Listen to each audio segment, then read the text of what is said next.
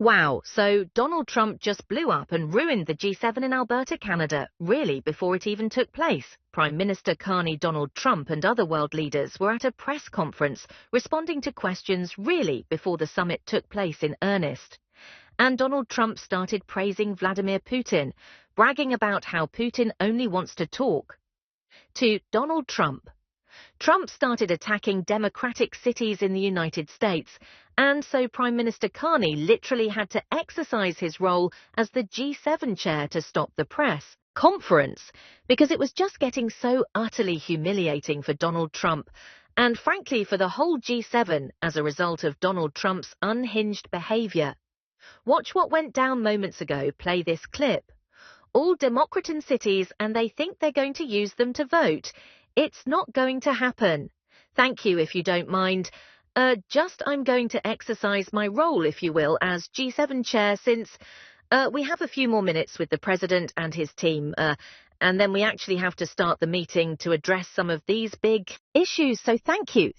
Let's go. Thank you. That's it. Thank you very much. Out, guys. Out. Thank you, Katie. Katie, let's go. Thank you, Mr. President. Are you seriously concerned about? Let's go. Thank you very much. Okay, let's go. Here we go. So, before Canadian Prime Minister Carney had to really shut down that press conference, Donald Trump was bragging about how Vladimir Putin speaks to him. And Trump would say, Putin speaks to me, he doesn't speak to anyone else. He just speaks to me. Play this clip. The biggest economy in the world after the United States. Well, it's not a bad idea. I don't mind that if somebody wants to suggest China coming in. I think we suggest. But you want to have people that you can talk to. You know, they don't talk. Putin speaks to me. He doesn't speak to anybody else. He doesn't want to talk because he was very insulted when he got thrown out of the GA, as I would be, as you would be, as anybody would be. He was very insulted, and I mean he was thrown out by Trudeau, who convinced one or two people along with Obama. He was thrown out, and he's not a happy person about it. I can tell you that. Basically doesn't even speak to the people that throw him out, and I agree with him. Then Donald Trump complains that the G7 used to be the G8, but Trump says that Obama and Trudeau kicked Putin out. And that was very bad. That was the wrong move again. Like, why would you even need Putin there? Donald Trump is basically doing Putin's bidding for him at the G7 right now. As we warned here, play this clip together very well. I look forward to that. The G7 used to be the G8. Barack Obama and a person named Trudeau didn't want to have Russia in, and I would say that that was a mistake, because I think you wouldn't have a war right now if you had Russia in, and you wouldn't have a war right now if Trump were president 4 years ago. But it didn't work out that way. But it used to be the G8, and now it's, I guess, what's that, 9 years ago? 8 years ago, it switched over. They threw Russia out, which I claimed was a very big mistake, even though I wasn't in politics. Then I was very loud about it. It was a mistake in that you spend so much time talking about Russia, and he's no longer at the table, so it makes life more complicated. But you wouldn't have had the work. Other than that, I think we're going to accomplish a lot. Then Donald Trump attacked the people in LA. He said, those people in LA weren't really from LA. They really weren't from California. Here, play this clip. Why are you ordering ICE to target Democratic inner cities? What's behind that? I don't know what you're saying.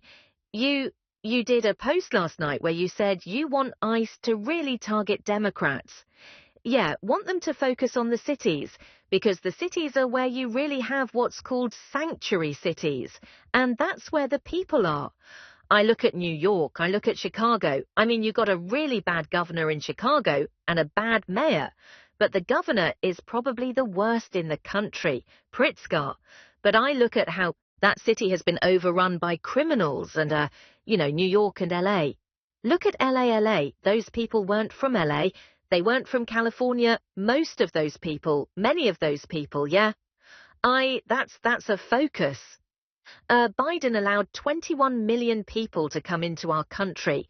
Of that, vast numbers of those people were murderers, killers, people from gangs, people from jails. They emptied their jails out into the US. Most of those people are in the cities, all blue cities, all Democratan cities. and they think they're going to use them to vote it's not going to happen. Applause. Then Donald Trump attacks being able to do a trade deal with Canada. Play this clip. What is holding up a deal with Canada from your perspective?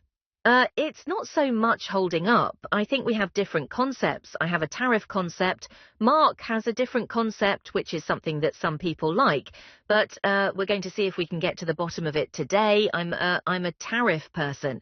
I've always been a tariff. Simple. It's easy. It's precise. And it just goes very quickly. And I think Mark has a more complex idea, but also very good. So we're going to look at both, and we're going to see what we're going to come out with something, hopefully.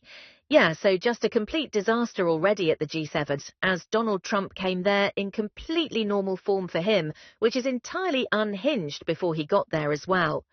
The Trump regime was leaking false information about the European Union and about the European Commission making a trade deal with the United States. The European Commission had to respond and say that the European Commission says that reports suggesting that the EU has accepted a US tariff of 10% are speculative and do not reflect the current state of discussions. The European Commission says the EU has from the start objected to unjustified and illegal US tariffs. And again, that was right as the G7 was about to start. And Trump went on that unhinged rant there as well. Last night, Donald Trump posted the following heading into the G7. He said that he was going to use ICE and Department of Homeland Security resources and others to specifically target, he says, democratic cities. He calls them democratic power centers. He says that the radical Democrats are sick of mind and turning everything trans, he says. The Democrats want transgender for everybody. And as a result, Donald Trump says that they need to escalate the actions of ICE going after migrants, specifically only in, and he says, democratic cities that he lists right here, and he goes on to talk about Los Angeles, Chicago, and New York. He says, he goes, these and other such cities are the core of the Democratic Power Center, where they use illegal aliens to expand their voter base, cheat in elections, and grow the welfare state, robbing good-daying jobs and benefits from hard-working American citizens. He goes on to talk about how you don't see any problems in the heartland. He says, you don't hear about sanctuary cities in the heartland. I want our brave ICE officers to know real Americans are cheering you on every day.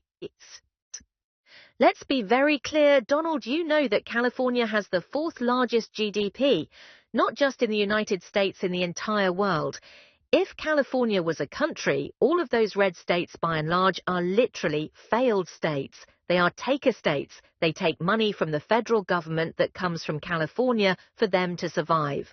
So don't you spread these lies and disinformation. But again, Donald Trump posted that heading into the G7 while the G7 was taking place.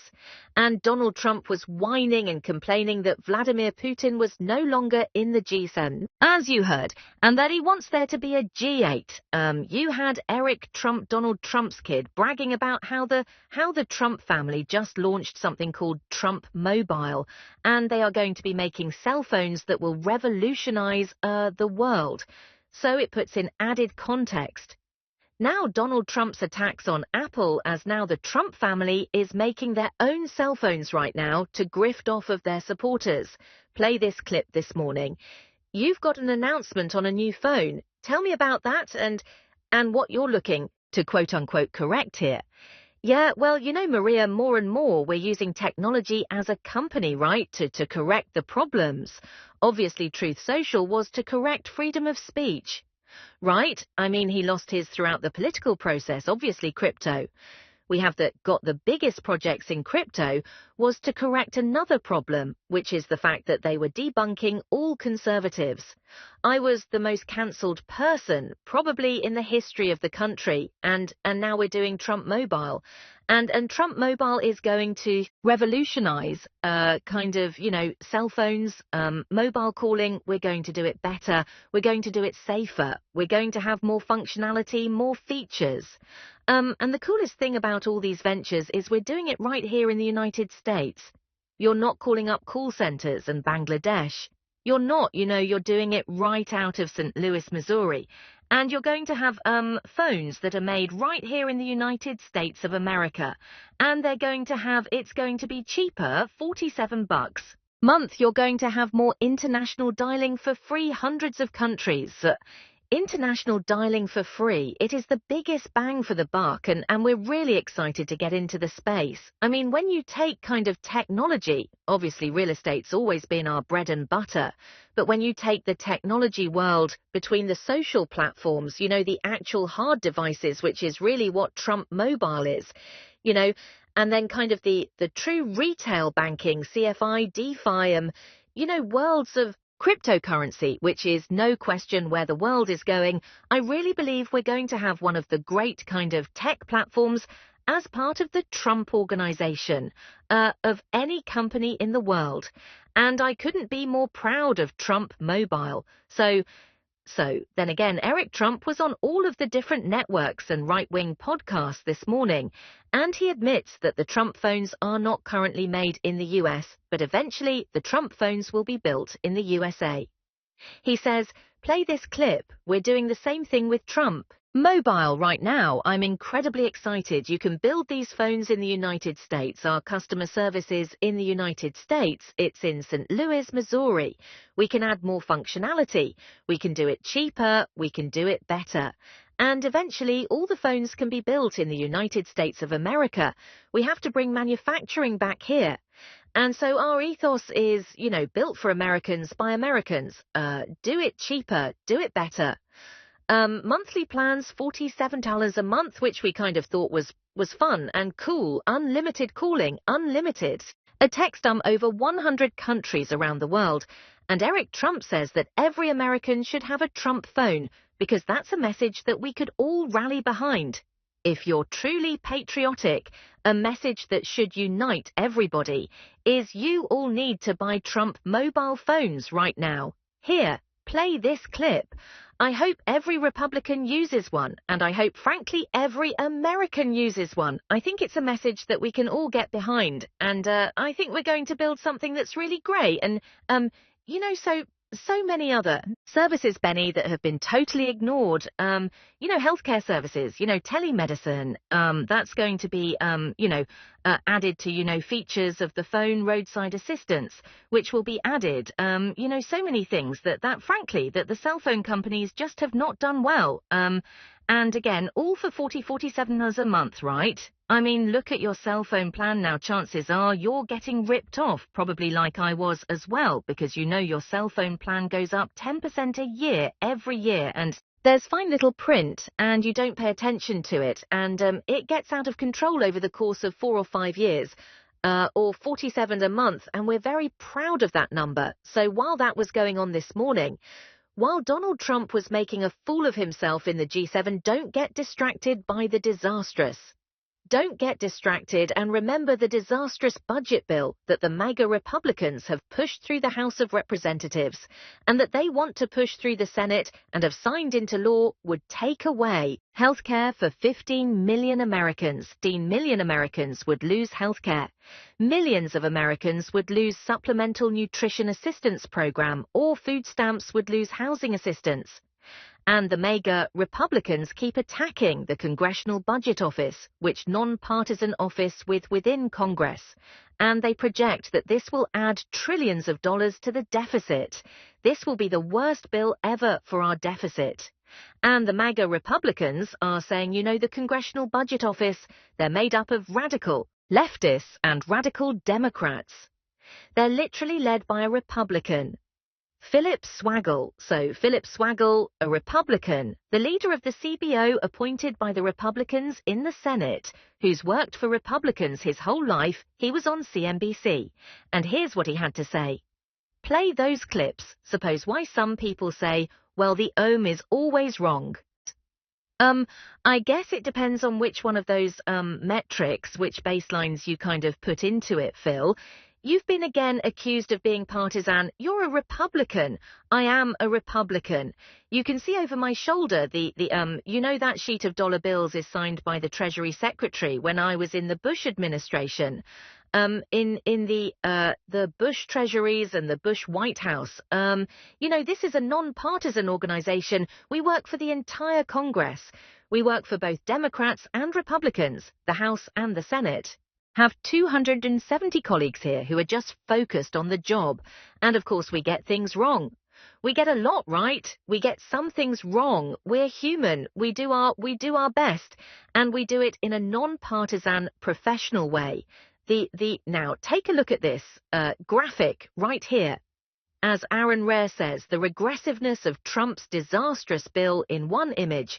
The tax bill will cost $1,600 from the poorest households. They will lose $1,600. The tax bill will boost $12,000 at least to the richest households. And it's going to be way more than that with all of the tax cuts. But at least so it's a transfer of wealth from the poorest Americans' lowest income, Americans, hard-working Americans, to the richest, who already have billions of dollars.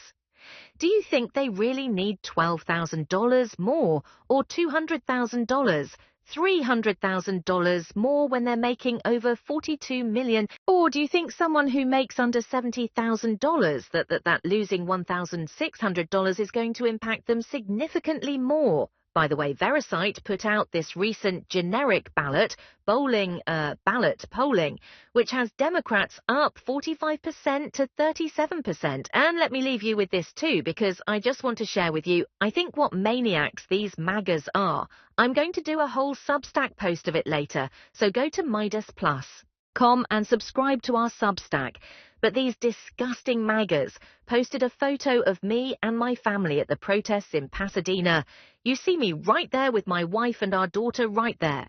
And this disgusting MAGA influencer named Terran William said this about my 8-month-old daughter. He says, "Poor kid didn't choose her parents." Political, but the consequences were permanent. Trump had doubled down on the auto tariffs in early April, calling it Liberation Day. His administration slapped a 25% tax on all vehicle imports, affecting roughly 8 million cars a year. He added another 30% tariff on Chinese goods, a 10% across-the-board tariff on nearly every other import, and then a special steel and aluminum tariff for good measure. The result? Total chaos. Even cars built in America were now more expensive because the parts inside them still came from abroad. Analysts estimated Trump's tariffs added roughly $3,000 to U.S.-built vehicles and up to $6,000 on those assembled in Mexico or Canada. The average buyer never saw it coming. It did not stop with cars, refrigerators, washing machines, microwaves, smartphones, medical equipment, all impacted. And when prices go up for goods, wages do not magically rise to match them. The pain trickles down and stays there. Auto dealers, once silent, began to speak out. A coalition of manufacturers, suppliers and sellers begged the White House to reconsider. They warned of a domino effect: layoffs, bankruptcies, plant closures. Their warnings were ignored. And then came the reports from Stellantis, Jeep's parent company. They had tried offering discounts to absorb the tariffs, but it only worked temporarily. Profits shrank. Suppliers pulled back. Every percentage point shaved from the sticker price was taken from someone's paycheck on the back end. Behind closed doors, financial institutions were panicking.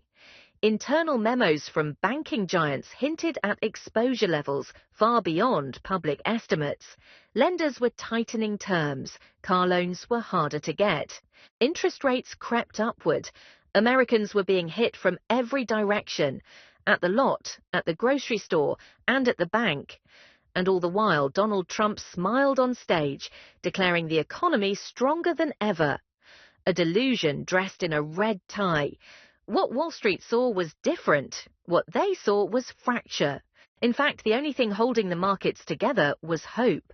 Hope that a deal was coming, that cooler heads would prevail, that maybe, just maybe, Trump's tariffs were just leverage, not policy. That illusion broke when Subaru raised its prices, and when Ford followed, the dam cracked. Now the clock is ticking. Global confidence is collapsing. Allianz Trade, one of the largest export insurance firms in the world, issued a chilling report. Before the tariffs, only 5% of exporters feared revenue loss. After Liberation Day, 42% now expect their export earnings to fall. They projected over $300 billion in trade will be wiped out globally this year, all traceable to the United States tariff regime. Their CEO, Alilan Samai, put it bluntly. Uncertainty and fragmentation will be with us for a long time. Trump's response, silence, or worse, pride. In his eyes, disruption is proof of power. He called the market's anxiety fake panic. He said automakers were whining, and when asked directly if he would consider lifting the tariffs, he laughed. Why would I? We are winning, but the scoreboard